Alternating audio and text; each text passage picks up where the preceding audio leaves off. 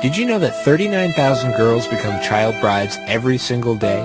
Worse, these girls are often married to much older men. The practice of child marriage is a despicable violation of human rights. While it may seem like a foreign practice to some, it's still very much prevalent throughout certain parts of the world. According to a March 2013 World Vision report, every year 13.5 million girls marry before their 18th birthday. Desperate, she married off her two older girls, aged 14 and 10, to brothers who were several years older.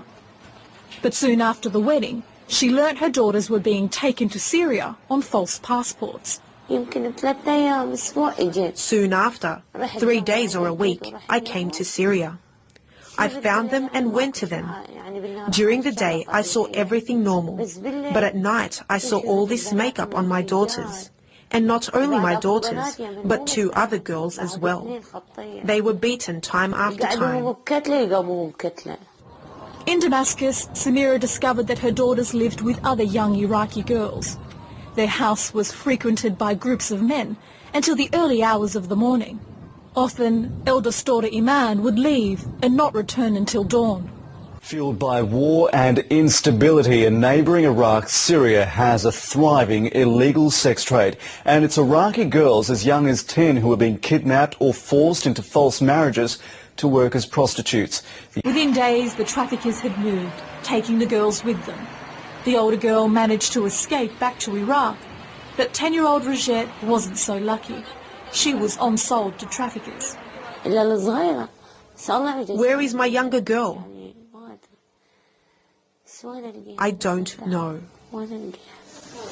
The US State Department's report on trafficked persons. A significant number of women and children in the large Iraqi refugee community in Syria are forced into sexual exploitation by criminal gangs or, in some cases, their families. Iraqi families arrange for young girls to work in clubs and to be married, often multiple times, to men for the sole purpose of prostitution. خطفوا كثير بنات خطفوهم وشغلوهم 3 بمخيمنا انخطفوا واجوا لين رجعهم بمخيمنا الشباب اللي ارادنا بيجوا بيتحرشوا بالسوريات من ال7 ل6 سنين بدهم يخطفوهن من الصغيرات ويتصدقوا بأن عروسته أتته كهبة من والد البنت الصغيرة أو كانت المسكينة صفقة جائرة لآباء لم يتقوا الله تعالى في طفولتها وإنسانيتها أو حتى من آباء اضطروا اضطرارا للدفع بابنتهم إليه. هل من حق الوالدين والمجتمع الموافقة على تزويج طفلة لم تتجاوز 10 أو 12 جريمة فكيف ينظر إليها قضاؤنا الشرعي؟ قضية أولا صار فيها مبالغة شديدة. ثانيا صار خلط في أصلها. الآن هذه الفتاة أولا سميت قاصرة. ما أعرف في معاجم اللغة أن الفتاة تسمى قاصرة. إذ تقول إذا في مسند الإمام أحمد وحديث حسن إن شاء الله تعالى أن الجارية 3000 فتاة أقل من 13 عاما زوجنا بأكثر فرق أكثر من 20 سنة. كتابات كثيرة جدا في الجرائد وضعت سن 18 عاما وقال لا نزوج قبل 18 عاما. على أي أساس؟ قال هذا مملكة ملزمة بشيء اسمه عقد مع حقوق الإنسان. حقوق الإنسان قيد هذا السن ب18 عاما وهذا كلام طبعا لا يصح أبدا. ثالثا الأمر الذي فيه نص شرعي. نحن لسنا في حاجة حقوق الإنسان. أنا عندي بنت عمرها 14 عاما دعني أقول رأى وليه أنا بنت ناضجة وبلغت وناضجة وبنت فاهمة. ما المانع الشرعي من تزويجها؟ هل أنت يعني فطرتك ترضى ويعني أبوتك أن تزوج ابني من غمار الناس؟ أنا أخي لا أرضى. وفرق بين الجواز الشرعي وبين الوقوع الفعلي. أنا لا أرضى هذا لكن ما أحرمهم. فتيات كثيرات جدا يبلغن بال13 وال14 وهن ناضجات جيدات مهيئات للزواج يبلغن مئات الآلاف في المجتمع لن يزوجن. سيضطرنا لانتظار 3 سنوات 4 سنوات حتى يأتينا على 18. أليس هذا ظلما؟ أليس هذا ظلم لهذه؟ احنا ملتزمون باتفاقات الدولية. الاتفاقات الدولية هذه إذا ما كانت تخالف شرعنا إذا كانت تخالف شرعنا فنبذها أولى ورميها ولا تساوي المداد الذي كتبت به. يا دكتورة مع احترامي الاتفاقات الدولية لا An investigation by ITV has uncovered disturbing evidence that forced marriages for underage girls are being sanctioned by the leaders of some of Britain's mosques. Investigators from the Exposure programme found that out of 56 mosques, they contacted 18 would conduct a ceremony involving a 14-year-old girl. Our UK editor Lucy Manning has more. An undercover reporter goes to meet a senior Muslim cleric in West Yorkshire. Mufti Shamsul Huda Khan Misbahi works with West Yorkshire Police, has spoken out against forced marriages, but agrees to a marriage ceremony, a nikah, involving a 14-year-old girl. 14 साल की है, लड़का 20 साल का है और वो रहता है लंदन में। तो उसमें बेटा ऐसा है कि आप चाहते हो निकाह करना ना? हाँ जी। तो शरई तौर पर जो निकाह का मामला है वो तो हो जाएगा।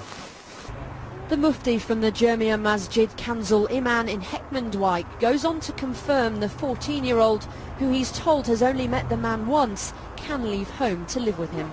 से बाद वो लंदन चलेगा चाहिए था ये ठीक है ना? Yes, yes, yes. सब फिर जायज़ है। बिल्कुल बिल्कुल सब everything सब कुछ जायज़ है।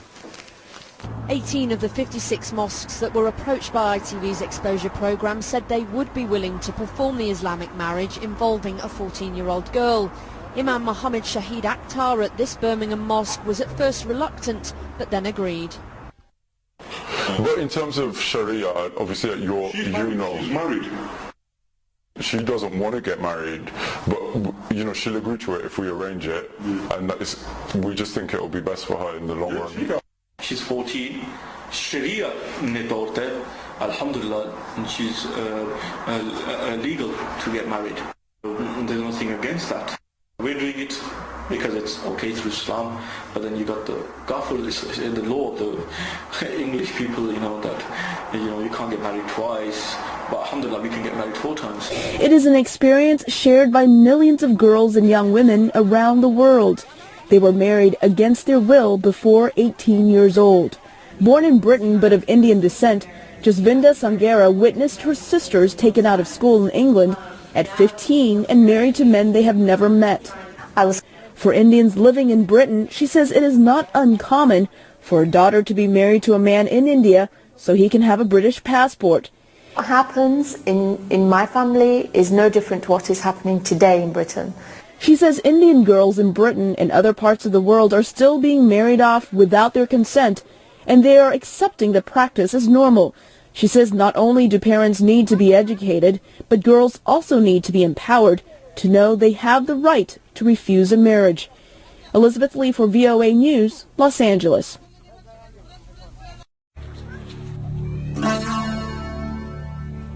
My uncle was walking past and I said to my uncle, "What's going on?" And he goes, "Oh, you're getting married today." I said, "What?" I was in shock. Like I just didn't know how to cry. I started praying that please God kill me now.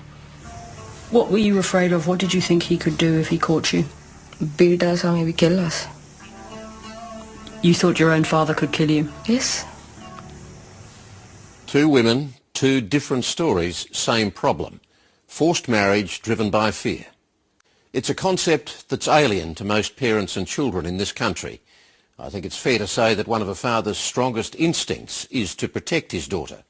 So what would drive a father to force his teenage daughter into a marriage she didn't want and threaten violence if she resisted? Arranged marriages are not uncommon in some cultures. Forced marriage is taking it a considerable step further, particularly with the threat of violence, even death. In some cases the victim is male. No records of forced marriage have been kept in Australia, and it's rare for victims to come forward. But there have been enough forced marriages here with violence to prompt the federal government to draft laws making it a criminal offence. Children to get married will face jail as the government plans to make it a criminal offence. David Cameron says forced marriage is abhorrent and little more than slavery. Maurice Staunton is Chief Executive from the charity Pan UK and joins us live now from central London. Good afternoon to you. Do you think that this law is necessary at this point in time? Necessary but not sufficient, because no child should be in the position of being forced into marriage. And if your child and your parents are about to force you to get married to somebody you don't want to get married to, the first person you're going to talk to is your friend at school. So the main thing is prevention, that schools, that friends, that people know what to do to prevent forced marriages. And therefore we really welcome the package Theresa May has put forward to make sure that in every area there's somebody who can train social workers, teachers, schools as to what to do when a child comes to you and says, I'm being forced to get married. And at the moment in the UK there are perhaps up to about 8,000 children every year this happens to. Worldwide, where Plan works, we work in 50 countries worldwide, there are about 10 million girls who are forced into marriage. But there is a worry that this law could have an adverse effect in that young people will be very, very worried about criminalising their parents and therefore wouldn't come forward with the necessary information. Yes, that is a real concern, to put young people in that position, although in Denmark, where criminalisation was introduced, it didn't deter children. In the countries where we work, it hasn't done. But it means that the most important thing is that children feel they can use the civil law to get an enforced marriage order, and that they're able to go to somebody who can help them to prevent this happening. An 8-year-old girl is denied a divorce from a 47-year-old man for the second time. In the deeply conservative Kingdom of Saudi Arabia, where women must cover and religious police are constantly on patrol, this latest verdict has shocked many. It's quoted in the Saudi press saying that it was okay for girls as young as 10 years old to marry. Rights groups are outraged. UNICEF has issued a statement of concern in this case and says child marriages should not be allowed under any circumstance. I am the innocent. I am born into a place that immediately claims ownership of me. It sees my helplessness and meets my physical needs. But in return, it holds over me the requirement of unconditional surrender, of my mind, my heart, my dreams, my dignity, my rights, my life.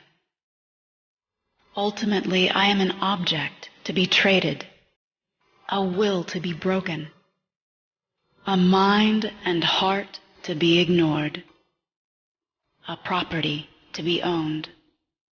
I am the innocent. If there be a God filled with goodness and worthy of worship, certainly he would not stand in the shadows as my body breaks under the feet of those who claim him. Certainly he would hear my cries and lift my weary arms and rush me off to safety in his embrace. But there is no safety, only silence. And the bright light I so desperately wish to shine upon the world will never be more than an ember, suffocating from the lack of air to breathe, surrendering to darkness, forgotten.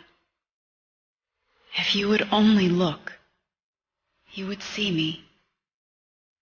You would abandon your hate, your small-minded, petty traditions, and the edicts of obsolete men, and you would see me.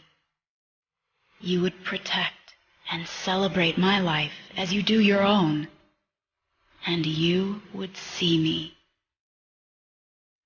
I am the moment which defines you, the child that continues you, the tragedy that condemns you. I am the innocent.